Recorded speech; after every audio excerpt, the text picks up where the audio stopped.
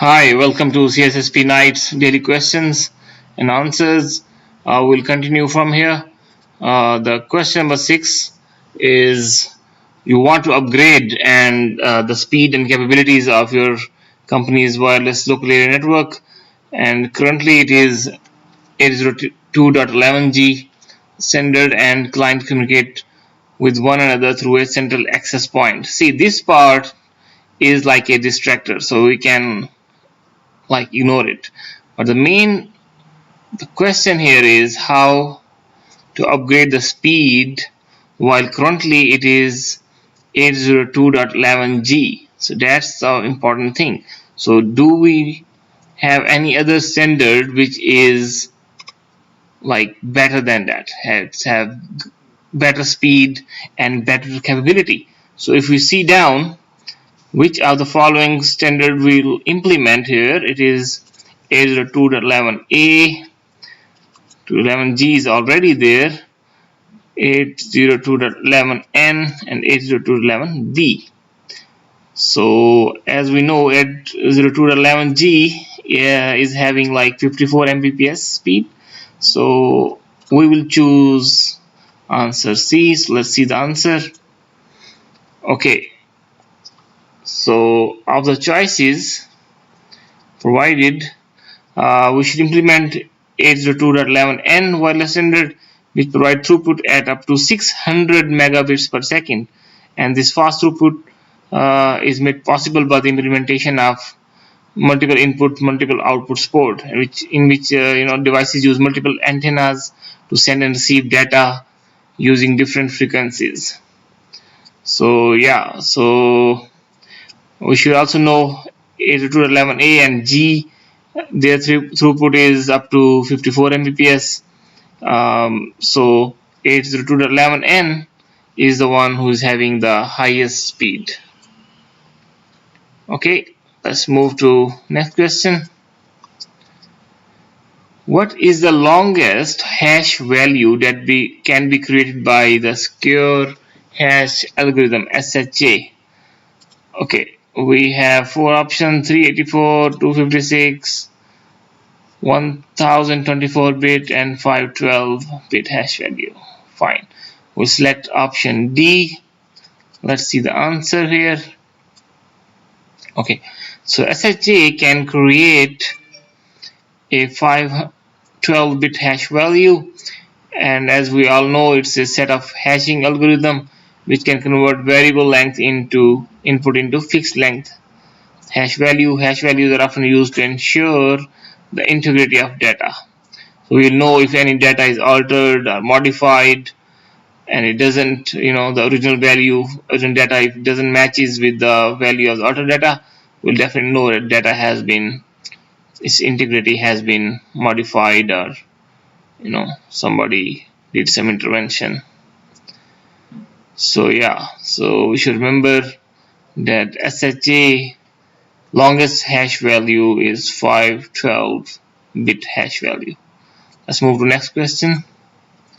Which of the following is a security role that is most likely to be responsible for implementing data protection tasks that are derived from the data classification process? So as we all know, that is it security professional, user, data custodian, data owner? So security professional it can be, because he's implementing the data protection task. User also, he can't do that. Data custodian, yes, I would go for C, because he is responsible for implementing data protection. If they say who's responsible for the data, then it's data owner. But here, only protection tasks, then we choose C. Let's see the answer. Yes, data custodian. Data custodian is the security role that is most likely to be responsible for implementing data protection tasks that are derived from the data classification process. So there are 5 steps in the data classification process: identify the owners, define the data of interest, use metadata to focus and accelerate, report and remediate, rescan the data. So data owners are responsible for defining access to data, like which users or which people are going to access the data. They will define it, they will decide it. They are the decision makers. Okay, so data custodians, their job is to work with data owners. Okay, and they know how they will take care of the data. Okay, so for example, data owner might say that any data that contains word confidential should be classified at a confidential level.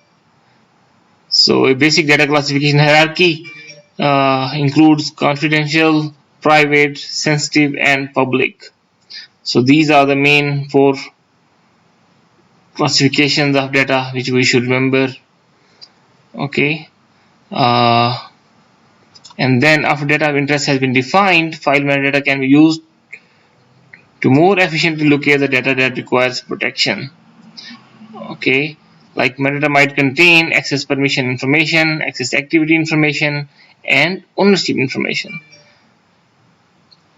So when the result of data search is complete, the next step is to report the findings to data owners or designated decision makers. It's ultimately the data owners and decision makers who should determine what remediation strategies should be implemented.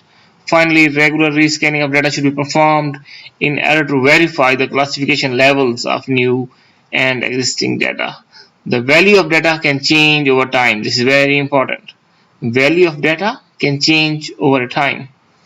Therefore, data that was originally classified as secret might now be considered classified or private. Users are not directly responsible for implementing data protection tasks, which is derived from data classification process.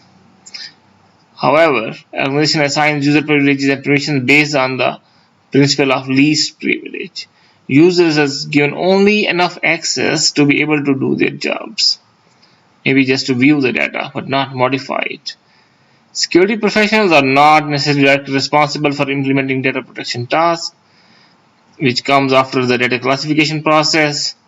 So it is possible that security professional could also be data custodian in smaller enterprises, smaller businesses, but they typically report to senior management and they're responsible for implementing the directives of senior management. Security person might write and implement security policies, but are not typically responsible for decision making. Okay, so we have to remember, for any implementation of data protection tasks which comes after the data classification, which I shared here, there are four, hierarchy contains confidential, private, sensitive, and public. So after this classification is the job of data custodian. Let's move to the next question. Which of the following logs are most likely to contain information about visited websites? Is it security logs? Is it system logs? Is it proxy logs, or is it firewall logs? So what we should choose is proxy logs, because firewall logs is definitely they monitor the network traffic. They do not record information about specific websites. Proxy logs are somehow most likely to contain information about these websites, including whether any prohibited websites have been accessed by users. A proxy server can be configured to block access to certain websites. Security logs can monitor when a user accesses, modifies, or deletes a file or a folder. If any user deletes a file or folder, it should be seen in or captured in security logs. Okay. While in system logs, it monitors the computer system events, such as when computer stops or starts. System logs also monitor operating system events, events such as when a service stops or starts. So any services related to a system, they will be captured in system logs. Firewall logs, it's all about network traffic, it's about ports and source and destination IPs, and even it can capture the block network traffic, and it can be configured to monitor certain type of ports or IP addresses. Okay, so information about visited websites is always in proxy logs. Let's move to next question. Which of the following best describes the purpose of a lockdown enclosure? To prevent unauthorized entry into a server room. So as we all know, to prevent unauthorized entry, there should be like lockers, locks, different type of locks should be there. To prevent the theft of computer equipment. Okay, interesting. And then to prevent unauthorized personnel from logging to a server. Nope. To prevent the theft of data.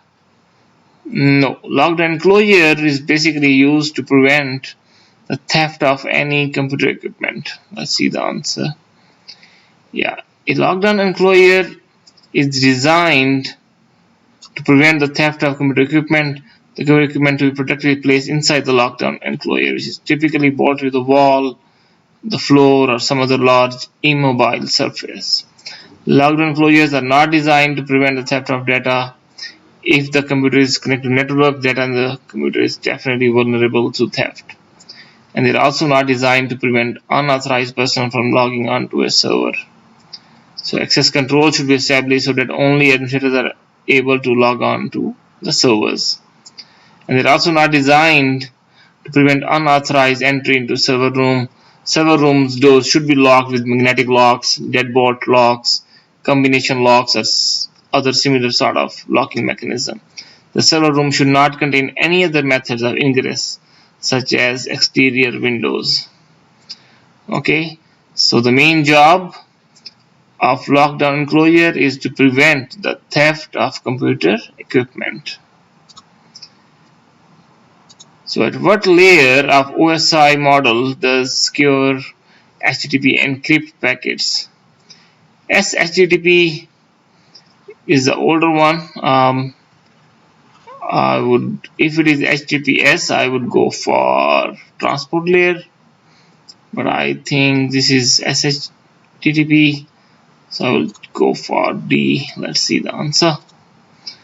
Yeah, so SHTTP encrypts packets at the application layer of the OSI model using DES or Cipher 2 for encryption. SHTTP was created in the 1990s as a security enhancement to the HTTP 1.1 protocol.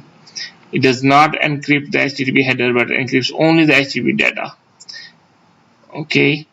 However, HTTPS encrypts packets as a transport layer of the OSI model using SSL or TLS for encryption, whereas HTTP encrypts only the HTTP data. HTTPS encrypts the entire HTTP message, which is the current one, using what? Using SSL and TLS for encryption, mostly for the data in use for the for the traffic going on. So HTTPS only encrypts the HTTP header. HTTPS packet look different from HTTP packets and must therefore use a TCP port. HTTP packets are sent to a TCP port 443. So we should remember this 443. SSL TLS we should know about, and also the layer is application layer. So in which of the following scenarios would assessors be more likely to perform a qualitative risk assessment for a company? Which of the following scenarios would assessors be more likely to perform a qualitative risk assessment? When the assessors can use mathematical values to assess risk, and the assessors don't have much time, have the full support, have extensive experience. Okay, say qualitative. Let's check out the answer. Why they're saying when they don't have much time to perform the risk assessment?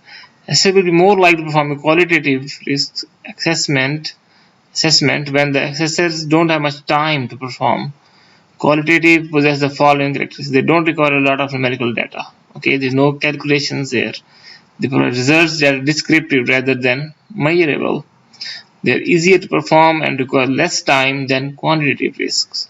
They are recommended for assessors who don't have much experience performing risk assessment but have extensive experience in the systems and business processes.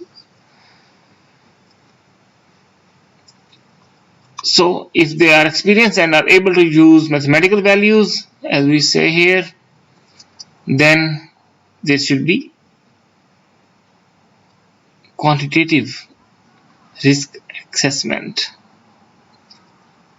Okay, they require numerical data, they provide results that are measurable, they are more difficult to perform, they recommend only for those who have extensive experience performing risk assessment. Regardless of whether a assessor perform a qualitative or quantitative risk assessment, they must first have the full support of management. Yes, that's really important. In any risk assessment, management support is really important. They have to keep management informed, and once complete, they should propose to management any countermeasure that should be implemented to mitigate the risk. Okay, that's all for the day. Thank you. See you in next session.